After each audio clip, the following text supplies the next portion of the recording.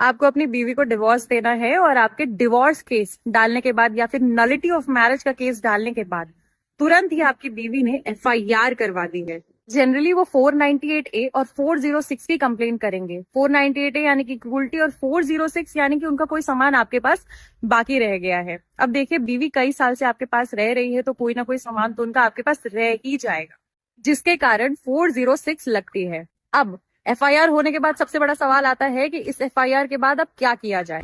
क्वॉशिंग का मतलब है आपका केस खत्म होना, जो कि हाई कोर्ट के थ्रू ही होती है। अब ये सेक्शन 482 सीआरपीसी के तहत डाली जाती है, विच इज नाउ 528 ऑफ बीएनएसएफ। अब सवाल ये आता है कि आपने ऑलरेडी डिवोर्स का केस डाल दिया था, उसके बाद आपकी वाइफ ने एफआईआर डलवाई है, तो उस फैक्ट का आपको कोई फायदा होगा या नहीं?